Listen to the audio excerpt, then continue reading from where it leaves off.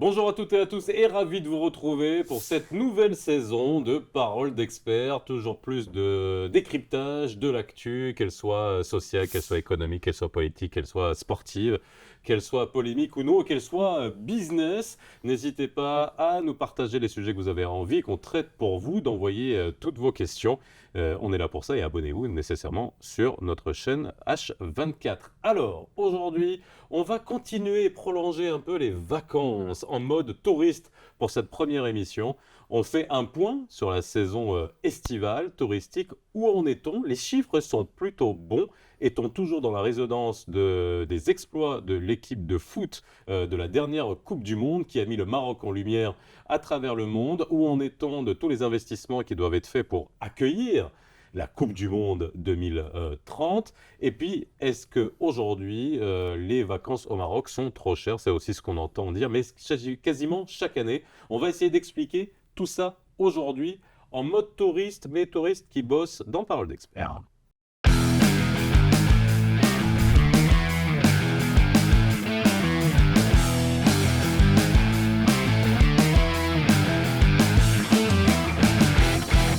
Et pour en parler avec moi aujourd'hui et décrypter ce sujet, et Dieu sait qu'il le connaît par cœur, Hamid Bentahal est avec moi, président de la CNT, la Confédération Nationale du Tourisme. Comment ça va? Très bien, Faisal. Ouais. Parfaitement bien. Tu es parti où en vacances? Eh bien, écoute, un peu partout. Ouais. D'abord, Agadir, ça a été Ouais, magnifique. comme moi. Fait un petit passage par Essaouira. Ouais. Et puis un peu de voyage à l'étranger aussi. Bon, bah on va en parler de tout ça parce que c'est important et je sais que c'est un sujet qui te tient énormément à cœur.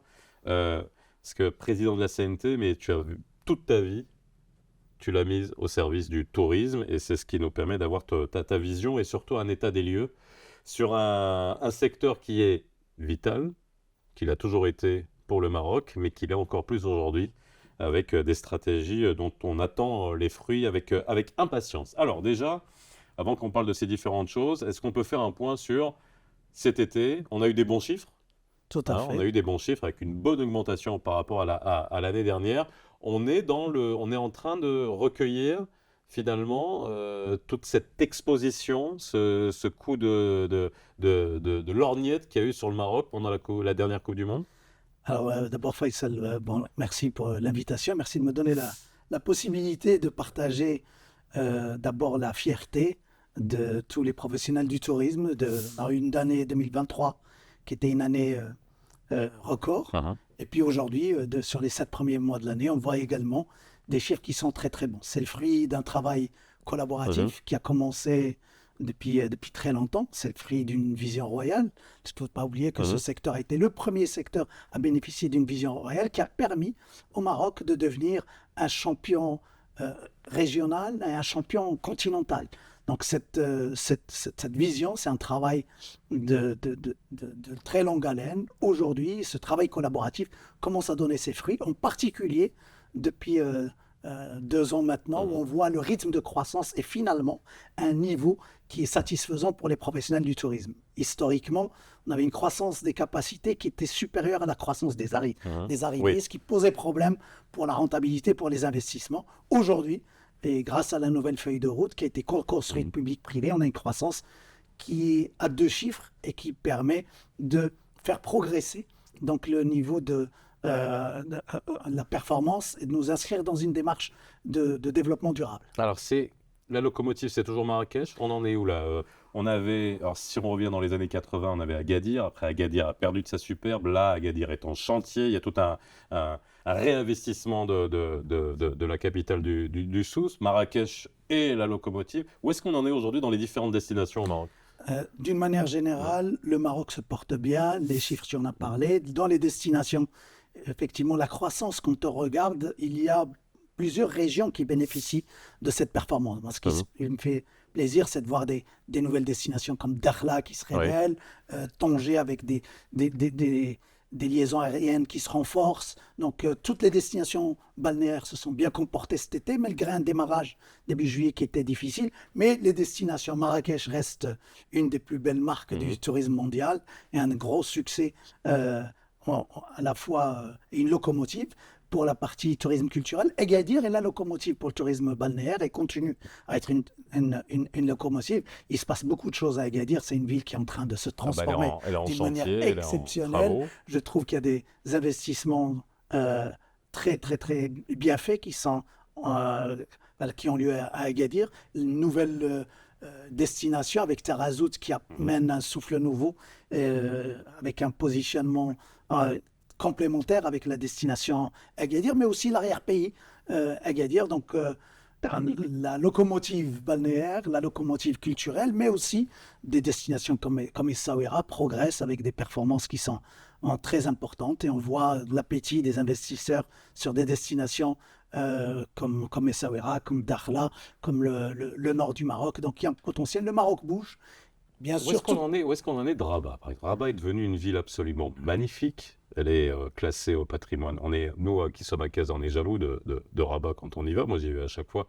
On a l'impression d'être dans une capitale européenne, mais de haut niveau, avec bien sûr, c'est chez nous, mais je le dis, dans ses infrastructures, etc. Est-ce que ça ne drive pas du tourisme comme destination aussi culturelle, historique Alors, Rabat, d'abord, il y a déjà des choses, on voit des grands investisseurs internationaux qui s'intéressent à Rabat. On voit des belles marques parmi ce qui se fait de mieux au monde qui s'intéressent, qui ont déjà ouvert ou qui vont ouvrir à Rabat. Et il y a une vraie volonté de continuer à développer la capacité d'accueil de Rabat parce que la demande est là. Le travail, comme tu l'as dit, a été fait sur la partie infrastructure de manière extraordinaire, infrastructure, exceptionnelle. sécurité, propreté, tout. C'est juste magnifique. Sur le potentiel culturel, le potentiel, on va dire, à la fois balnéaire aussi, parce que c'est une destination qui offre une diversité d'expériences qui est exceptionnelle. Et donc, c'est normal qu'elle attire de plus en plus d'investisseurs. Les chiffres sont en progression sur une région comme Rabat et surtout, les investisseurs s'intéressent de plus en plus à cette destination. Et il va y avoir... C'est des investisseurs d'infrastructures hôtelières. Hôtelière, mais pas mais que, aussi également tout ce qui est dans l'animation. etc. Donc Rabat bouge, on voit tout ce qui est en train de se faire autour du bourg grec, c'est juste absolument magnifique. Et je ne suis pas inquiet, au contraire, je pense que Rabat va surprendre le monde du tourisme dans les mois qui viennent. Casa, c'est quoi? C'est la mal-aimée, on est pas bon dans les chiffres par rapport au potentiel que représente Casa. Casablanca, il se passe à Casa ce qui se passe dans toutes les grandes capitales mondiales, toutes les villes d'affaires. Il faut savoir qu'après Covid, le premier segment qui est revenu, d'abord c'était le marché local, ensuite c'était le tourisme de loisirs, et le tourisme d'affaires avec des gens qui se sont habitués à travailler à travers, avec la technologie, à distance, avec du Meet, du Google, peu importe les solutions pour faire des réunions hybrides et des séminaires, des conventions qui se font moitié hybrides, moitié physiques. Donc, la reprise a été un peu plus lente sur une destination comme Casablanca par rapport aux destinations loisirs. Donc, mais aujourd'hui, on voit que les gens commencent à prendre conscience qu'on peut effectivement faire des réunions, mais pour faire des affaires, il vaut mieux se voir face à face. Et on voit de plus en plus le retour des événements qui sont physiques et le retour du tourisme d'affaires de plus en plus. Et ça se voit sur les derniers chiffres à Casablanca. À Casablanca, il y a eu pas mal d'ouvertures. Il ne faut pas oublier qu'il y a eu un capacité phénomène d'ouverture qui est depuis un certain nombre d'années déjà, et ce qui peut-être répond à un besoin qu'il n'y avait pas, ce sont ces appart-hôtels. On en voit fleurir un peu de partout en ville, parce qu'à Casa, il y a aussi beaucoup de gens qui viennent pour faire la fête, pour sortir. C'est là où il y a Casa, c'est là où il y a le plus de restos, c'est là où on fait la fête, etc.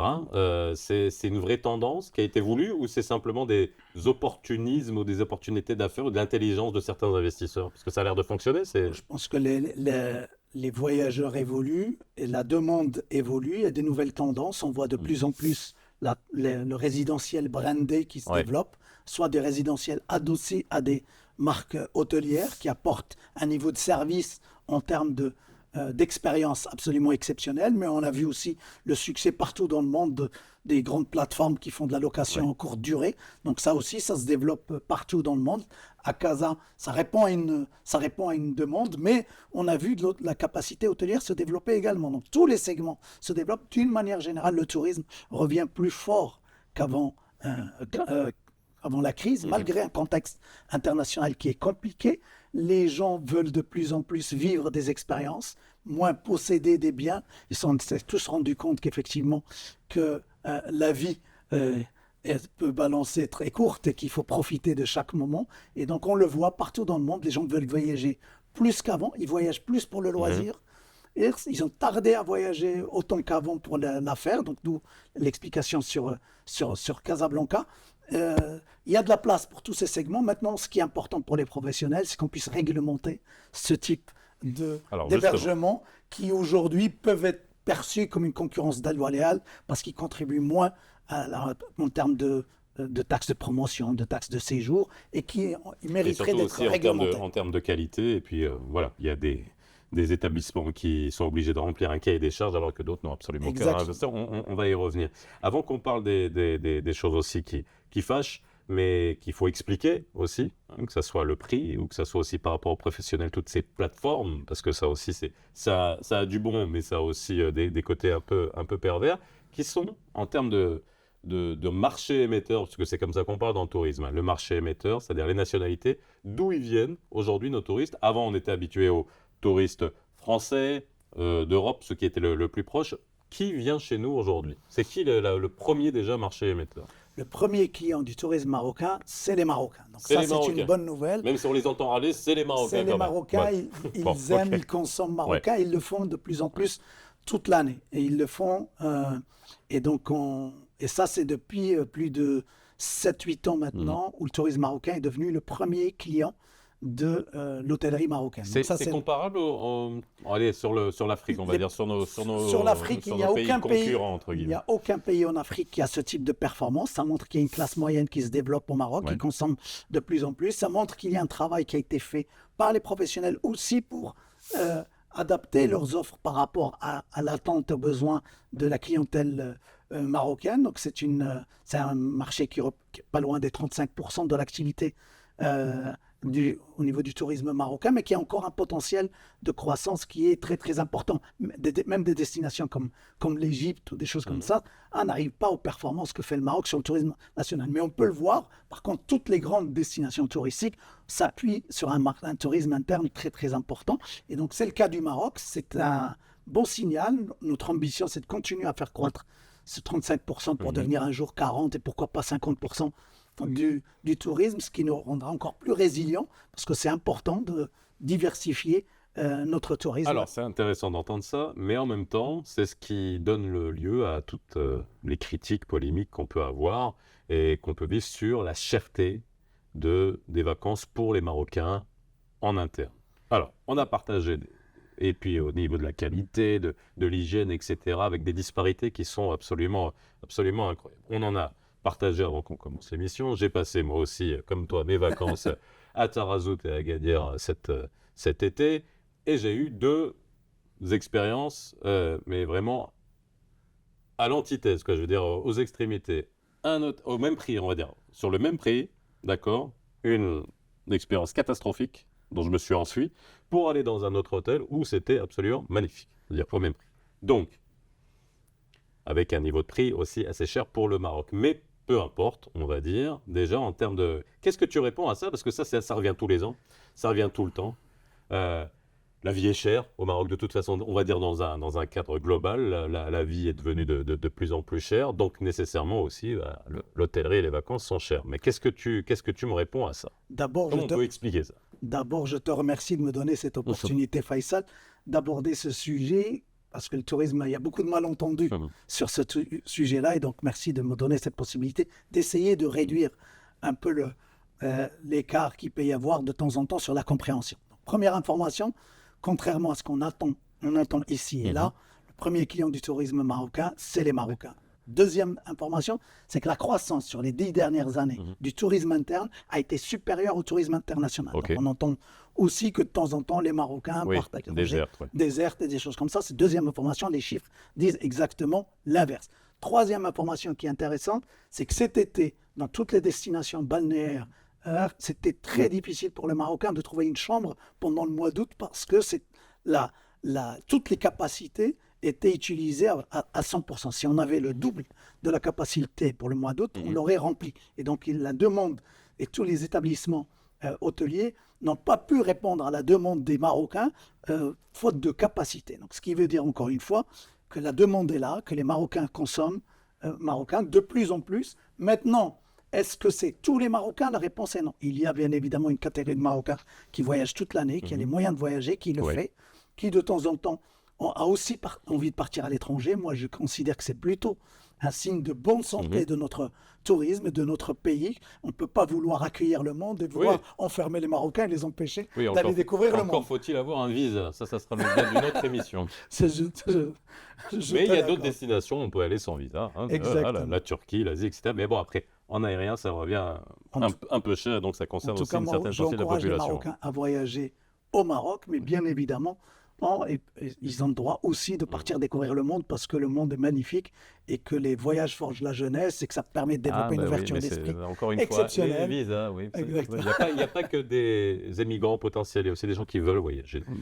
Mais je pense que le message est passionnant. Non, mais il repassera encore parce que de toute façon, d'année en année, c'est toujours la même chose. Je te fais confiance. Donc, maintenant, il y a effectivement une catégorie, il y a un certain nombre de produits. On écoute cette clientèle nationale.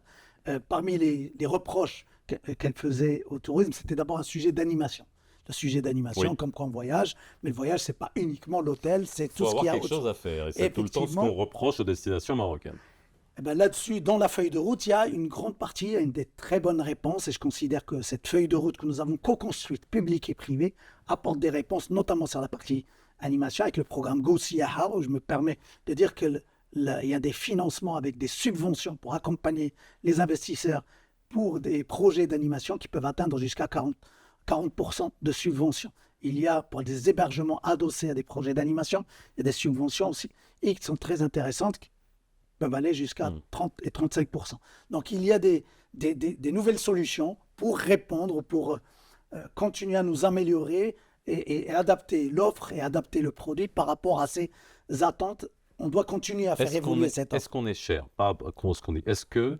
Alors, moi j'aime bien, puisqu'on parle beaucoup d'économie ici, qu'on essaye de comprendre aussi ce qu'il y a derrière une unité hôtelière, qu'elle soit de taille, je ne sais pas s'il y a 200 chambres, c'est pas comme une unité où il y en a 15, etc. Est-ce qu'il y a un moment donné, on peut essayer de comprendre ce qu'il y a derrière en termes de structure de coûts et surtout sur toute l'année, parce qu'il y a des destinations qui font le plein seulement au mois d'août, mi-juillet, août, d'autres qui arrivent à peu près à lisser, comme Marrakech, qui ont du monde toute l'année, mais il y en a d'autres qui ne font le plein que de manière saisonnière. Donc c'est compliqué, et ça on peut bien le comprendre, mais est-ce que c'est ça que payent certains Marocains, on va dire, pendant le... Parce qu'on en parle tout le temps en juillet-août, donc finalement ça concerne ça. Le sujet des prix est un sujet effectivement qui mérite une émission à lui tout seul, parce que il faut beaucoup de pédagogie.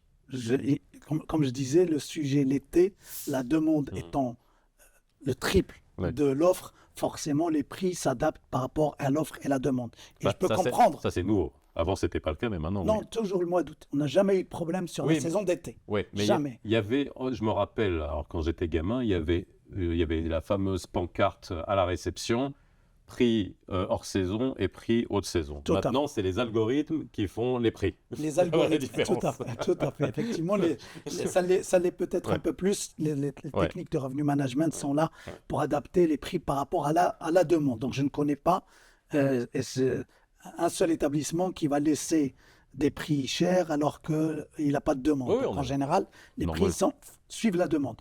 Oui, il y a, quand on compare sur des choses comparables, quand on compare des produits de standing, de marques comparables, on se rend compte que finalement, le produit marocain n'est pas si cher que ça quand on compare des produits comparables par rapport à l'étranger.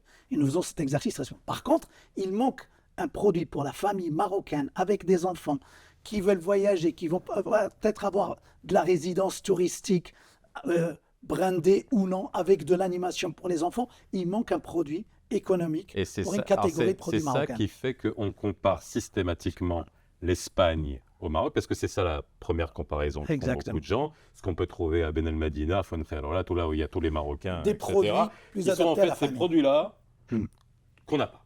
C'est ça le Exactement. truc. On les a.